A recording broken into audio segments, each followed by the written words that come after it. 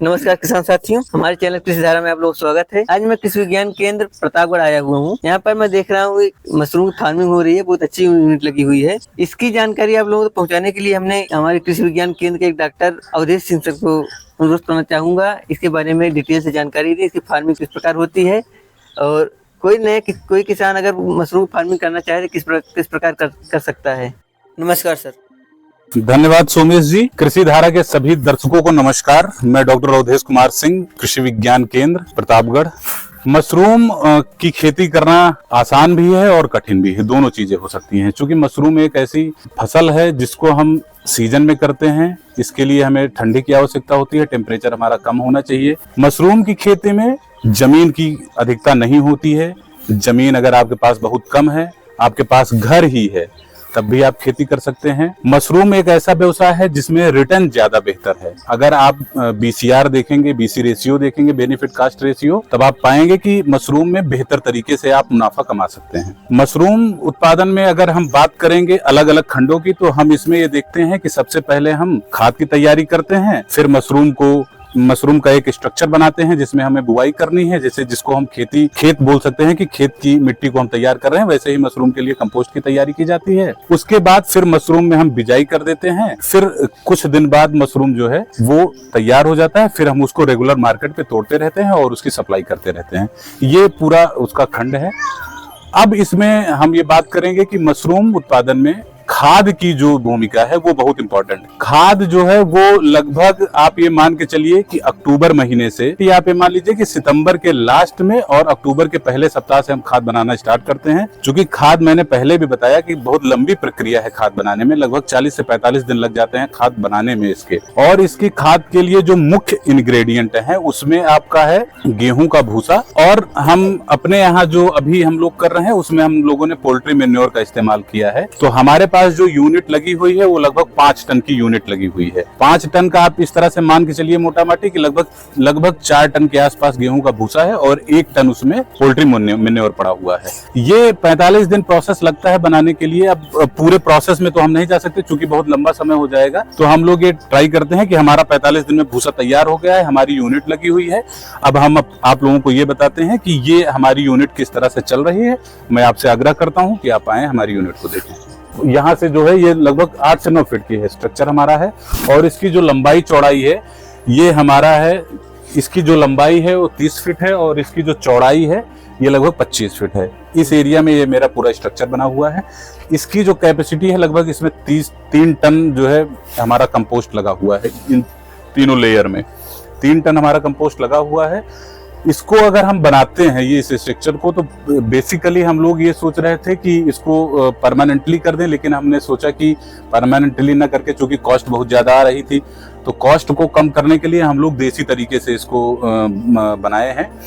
इसमें आप देखेंगे कि ये बांस का पूरा फ्रेम तैयार किया गया है और उस फ्रेम में आप नीचे की तरफ भी देखेंगे बांस की फट्टियां लगी हुई हैं और उसके ऊपर से ये रस्सियां छोटी छोटी लगाएंगे हैं, जिससे क्या हो कि ये जो पुआल इसमें पॉलीथीन में रखा हुआ है, ये पुआल जो है ये लोड ज्यादा ना बढ़े, जिससे कि पानी ना इकट्ठा हो और ये फटे नहीं। इस वजह से हम लोगों ने इस तरह से स्ट्रक्चर बना के इसमें हम लोग कर रहे हैं। बेसिकली हम लोगों का ये उद्देश्य है कि ये फार्मर सेंट्रिक हो, किसान इसको ज्यादा अडॉप्ट कर ले और वो प्रॉफिट कमा पाए। उसके बाद देखिए आप इस समय आप देख रहे हैं, इस समय जो यहाँ का टेम्परेचर है ये टेम्परेचर लगभग 17 डिग्री के आसपास हम लोगों ने मेंटेन किया हुआ है। क्या होता है कि जैसे अभी शादियों का समय चल रहा है तो हमें ज्यादा प्रोडक्शन लेना है, तो हमें क्या है एक ऑप्टिमम टेम्परेचर मेंटेन कर रहा है। लगभग 17 से लेकर 20 तक हम लोग कर लेते हैं, जिससे क्या होता है उत्पादन अच्छा मिल जाता है। स्पॉनिंग के टाइम पे ये थोड़ा ध्यान रखना होता है कि स्पॉनिंग के टाइम पे टेम्परेचर लगभग 25-26 डिग्री टेम्परेचर होना चाहिए, नहीं तो स्पॉनिंग में दिक्कत आती है। आप ये देख रहे हैं छोटा छोटा, आप ये देख रहे हैं मशरूम, ये सारे मशरूम ही हैं। ये बड़े वाले भी आप देख सकते हैं और ये छोटे वाले। इसकी बिजाई एक बार हो जाती है, एक बार बिजाई होने के बाद ये पूरा आपका मशरूम तैयार हो जाएगा और ये लगातार आप टाइम टू टाइम आप इसको हार्वेस्ट कर सकते हैं। और किसान भाइयों देख सकते हैं, जैसे कोई किसान अपने घर के कोने से स्टार्ट करना चाहे, घर पर थोड़ी मात्रा में करना चाहे तो कर सकता है। और दूसरा क्वेश्चन है, कोई किसान बड़े लेवल में करना चाहे वो कैसे करेगा? देखिए मशरूम एक ऐसी खेती है, कोई भी अपने घर पे कर सकता है, अपने कमरे में कर सकता है, ठीक है। उसके लिए अलग अलग तरीके हैं, जैसे हमने बताया कि एक तरीका ये है। दूसरा तरीका हमारे यहाँ है कि हम लोगों ने एक पॉली बैग ले रखा है। एक जिसके पास अगर पॉली बैग नहीं है तो वो यूरिया के बोरे में भी कर सकता है, उसमें कोई दिक्कत नहीं है, बस उनमें छेद करने होंगे, पानी का रिसाव बाहर की तरफ हो जाए। तो आप देख सकते हैं हमारे पास एक ग्रो बैग है, ये पॉलीथीन का स्ट्रक्चर है, पॉलीथीन का है पूरा। इसके अंदर हम लोगों ने खाद भर दी है। खाद भरने के बाद इसमें हमने बिजाई कर दी है। इसको बस खाली है टेम्परेचर को मेंटेन करना है, तो ये टेम्परेचर आराम से मेंटेन हो जाती है। आप देख सकते हैं ये अभी कम है, लेकिन इसमें आप देखेंगे कि बहुत अच्छे तरीके से हुआ है। अगर कोई एक 4 आदमी 5 आदमी का परिवार है तो 1 बैग या 2 बैग आप लगा सकते हैं। लगाने के बाद आप बेहतर तरीके से इसको हार्वेस्ट कर सकते हैं, तो उसके घर के खाने के लिए आराम से हो जाएगा। और अगर हम हाईटेक की बात करेंगे तो देखिए ये तो एक किसान ओरिएंटेड है कि अगर मान लीजिए कोई किसान मशरूम उत्पादन करना चाहता है तो इस तरह से कर सकता है। अगर हम हाईटेक की बात करते हैं तो इसी स्ट्रक्चर को हम परमानेंट क्रिएट कर सकते हैं। उसके लिए आपको एक स्ट्रक्चर की जरूरत होगी, उसके साथ साथ आपको एक जरूरत होगी, जैसे ये ऑफ सीजन में अगर हम बात करेंगे तो ऑफ सीजन में हमें इसको घर को कूल रखना है, तो उसके लिए हमें एयर कंडीशन की जरूरत होगी। हमारा दीवार और हमारा ये फोम इस तरह से हो जो कि ठंडी को एब्जॉर्ब करता हो, इस तरह से ना हो कि टेम्परेचर हमारा अगर भग रहा है तो उसको मेंटेन ना कर पाए।